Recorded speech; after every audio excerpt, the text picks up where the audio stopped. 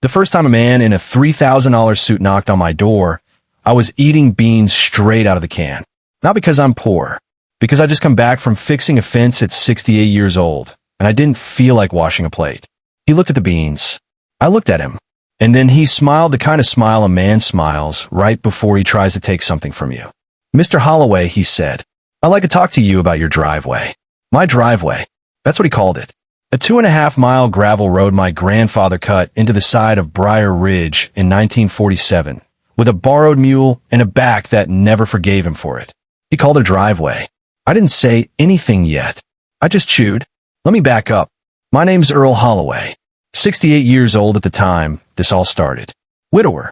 One daughter who lives in Charlotte and calls every Sunday at 6 p.m. sharp, the way her mother used to. I live alone on 84 acres of land halfway up a mountain in western North Carolina. It isn't pretty land, not the kind people put on calendars.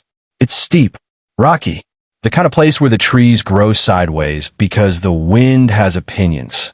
But it's mine. Paid off in 1979 by my father, who paid it off using money he earned cutting timber for 31 years without missing a single Monday. I grew up on that land, buried 2 dogs on that land, married my wife under the oak tree by the creek on that land. And the road, that crooked, washed-out gravel road, was the only way in or out. Now here's the part most people miss. That road doesn't just cross my property. That road is my property. Every inch of it. Deeded, recorded, surveyed, filed at the county courthouse in 1948. My grandfather wasn't a smart man on paper. He couldn't read past a 6th grade level, but he was smart about dirt, and he made sure that the road he cut belonged to him and his children and his children's children. I didn't think much about it for 50 years. Then the men in suits showed up. The first one was named Brennan. That's what his card said. Brennan, with some long company name underneath that I didn't bother reading. He stood on my porch in shoes that had never seen mud before that morning. "Mr. Holloway," he said again, "we represent a development group. We're building a luxury resort on the ridge just above your property." I kept eating my beans. "It's going to be quite a project," he said. $12 million investment. 48 cabins. A lodge. A spa. It's going to bring a lot of opportunity to this area. I set the can down. "On the ridge above me." "Yes, sir. There's no road up there." He smiled again. "Well," he said, "that's actually what I'd like to discuss. Now, here's something I learned from my father. When a man wants something from you, he never asks for it directly. He talks around it. He compliments your house. He mentions the weather. He tells you about his own grandfather, who reminds him so much of you." Brennan did all 3. I let him. I'm not in a hurry. I haven't been in a hurry since 1994, when I retired from the highway department and decided the only deadline I had left was sundown. He finally got to it. "We'd like to lease the use of your road during construction. And after, of course, for resort guests." "My road?" "Yes. The one that goes up the mountain." "Yes, sir." I looked at him for a long time. Long enough that he started shifting his weight. "How much?" I said. His eyes lit up. He thought he had me. "We're prepared to offer $20,000 a year." $20,000 for permanent access to the only road within 11 miles that reaches the top of Briar Ridge. For a $12 million resort. I almost laughed, but I didn't. I just nodded slowly, the way my father used to nod when somebody at the feed store tried to sell him a bad bull. "I'll think about it," I said, and I closed the door. That night, I sat on my porch with a cup of black coffee and watched the fog roll down the ridge. I wasn't angry. Anger wastes energy. I was something else. Curious. Because here's the thing. You don't build a $12 million resort without knowing exactly how people are going to get there. You don't pour foundations. You don't truck in lumber. You don't drill wells. You don't do any of it without a road. And there was no other road. I knew that mountain better than the people who surveyed it. I'd walked every ridge, every draw, every dry creek bed since I was 9 years old. The only way up was through me. So why was a man in a $3,000 suit offering me $20,000? Either he didn't know, or he thought I didn't know. I poured a second cup of coffee. I had a feeling I was about to find out which. 2 weeks went by. I didn't call him. He called me. Then he called me again.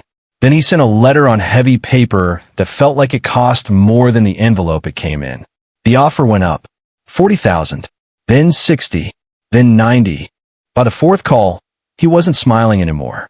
I could hear it through the phone. Mr. Holloway, we really need to move forward. We have crews scheduled. We have investors. We have a timeline. Sir, I'm trying to be reasonable here. I appreciate that. Silence. Then he said something that told me everything I needed to know. Mr. Holloway, we've already started construction. I set my coffee down. You've already started. Site prep. Some grading. How'd you get up there? A pause. Helicopter. I want you to picture that. A man, a real estate developer, telling me with a straight voice that he'd been flying construction crews to the top of the mountain by helicopter. Because he assumed that the old man at the bottom of the hill would eventually cave. I didn't say anything for a long time. Then I said, Mr. Brennan, come see me tomorrow. Bring whoever makes the real decisions. And I hung up. Now, before I tell you what happened the next day, I want to tell you about my wife. Her name was Margaret. She passed in 2019. Cancer. Quick, which is the only mercy that kind of thing gives you.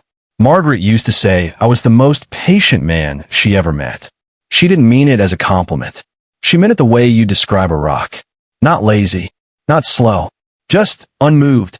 Earl, she used to say, you don't argue. You just wait. And eventually the world figures out you were right.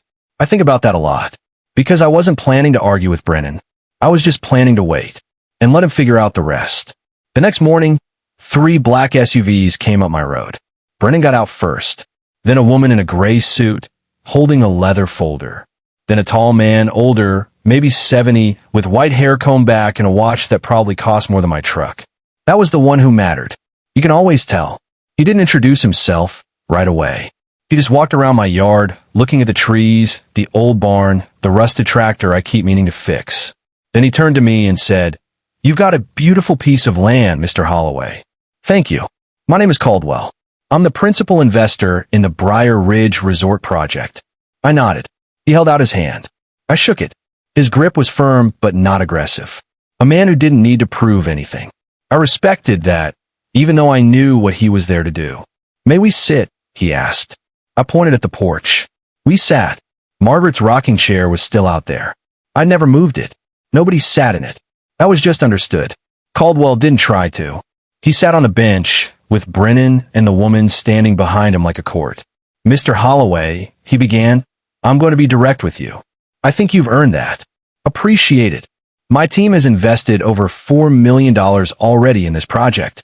Site preparation, permits, architectural plans, materials. We have another $8 million committed. That's a lot of money. It is. He paused. And we have a problem. I waited. We need your road. I know. He looked at me a little differently then. Not surprised. More like recalibrating. What would it take, he said. That was the right question. Not how much. What would it take? I took my time. I looked out at the ridge. The same ridge my grandfather walked. The same ridge where my father taught me to shoot a rifle. The same ridge where Margaret and I walked every Sunday for 41 years until her knees gave out. Then I said quietly, I don't want to sell the road. Brennan made a small noise behind him. Caldwell raised a hand without looking back, and Brennan went quiet. Then what do you want, Mr. Holloway? I looked him in the eye. I want to understand something first. All right. You started construction without an access agreement. Yes. You spent $4 million. Yes. You've been flying crews in by helicopter. Yes. I let the silence sit there. Why? He didn't answer right away. He looked at the woman with the folder. She looked at Brennan. Brennan looked at his shoes. And then Caldwell said something I'll remember for the rest of my life. Because we were told the road issue would resolve itself. By who? By Mr. Brennan. I turned and looked at Brennan. Brennan didn't look up. Now here's where it got interesting. I'd done some research. In the 2 weeks between Brennan's first visit and now, I'd driven down to the county courthouse and pulled every record I could find on the Briar Ridge Resort project. I talked to my cousin Dale, who used to work for the Planning Commission. I called an old friend named Walt who used to be a real estate attorney before he retired to fish full-time. And I knew some things. I knew that Brennan's company had originally pitched the project to investors using a survey map that showed a planned access easement through my property. A planned easement. Planned by who? Nobody had ever talked to me about an easement. Nobody had ever paid for one. Nobody had ever even asked. And yet, on the investor documents, the documents that convinced Caldwell to put $8 million on the line, that easement was drawn right across my road like it already existed. Brennan had lied. To the investors. To the county. To everyone. He'd assumed he could deal with me later. He'd assumed I was just some old man on a hill. He'd assumed I'd take $20,000 and disappear. And now, Caldwell was sitting on my porch realizing, slowly, exactly what kind of mess he'd bought into.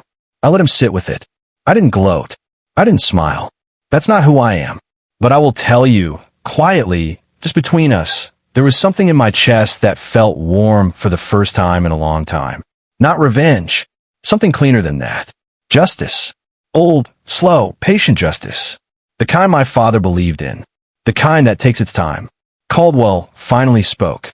Mr. Holloway, I'd like to make you a serious offer. All right. $600,000. Lump sum. For a permanent easement on the road. $600,000. 2 months ago, they'd offered $20,000 a year. Now, it was $600,000. I didn't move. Mr. Caldwell, I said, may I ask you something? Of course. How much is the resort projected to gross in its first 5 years? He hesitated. Around $40 million. And you can't operate it without my road. That's correct. Then why are you offering me $600,000? He smiled just barely. It was the smile of a man who knew he'd just been outplayed by someone he'd underestimated. What number did you have in mind? I took a sip of coffee. I let it cool on my tongue. And I said, I don't want a number. He blinked. I'm sorry. I don't want a lump sum, Mr. Caldwell. I'm 68. I don't need a yacht. I don't need a beach house. What am I going to do with $600,000 at my age? Then what do you want? I set the coffee down. I want a percentage. Silence. Total silence.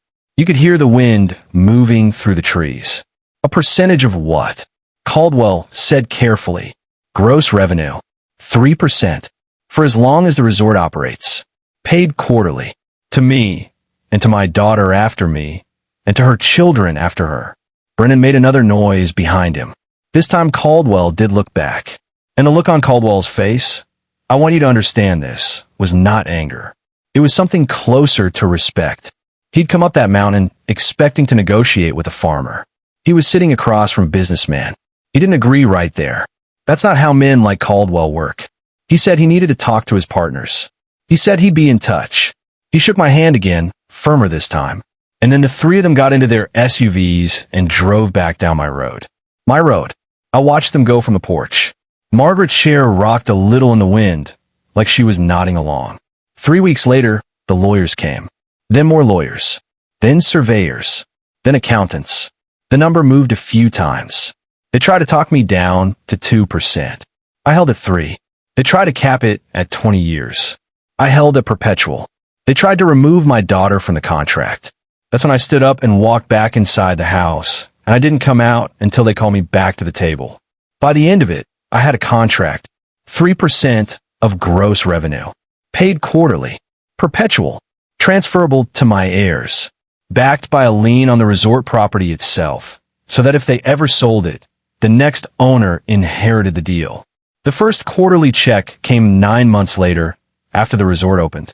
It was for $84,000. I sat on my porch with that check in my hand for almost an hour. I didn't cash it right away. I just looked at it.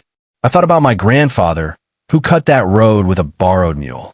I thought about my father, who paid off the land with 31 years of Monday mornings. I thought about Margaret, who used to say I was the most patient man she ever met. And I thought about Brennan, who got fired 3 months into the project after Caldwell's lawyers figured out exactly how badly he'd misrepresented the access situation. He'd assumed I was just an old man on a hill. He wasn't entirely wrong. I am an old man. I do live on a hill. But the hill was mine. The road was mine. And patience, real patience, the kind my father taught me, is a kind of wealth that men in $3,000 suits never see coming. The resort is in its 4th year now.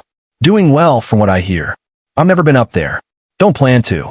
But every quarter, An envelope shows up in my mailbox with a check that has more zeros on it than my father ever earned in a year of cutting timber. I cashed them. I put most of it in a trust for my daughter and her kids. I bought a new truck, used but newer than the last one. And I fixed the tractor that's been sitting in my barn for 15 years. That's about it. I still eat beans out of the can sometimes. I still drink my coffee black on the porch. I still sit next to Margaret's empty chair and watch the fog roll down the ridge. Some things money can't change. And some things, like a man's road and a man's word and a man's name on a piece of paper filed at the county courthouse in 1948, money can't take. So here's what I'll leave you with. If someone ever shows up at your door in a nice suit with a small offer for something that's been in your family for generations, don't say yes. Don't say no. Just say, I'll think about it. And then go pour yourself a cup of coffee. And wait.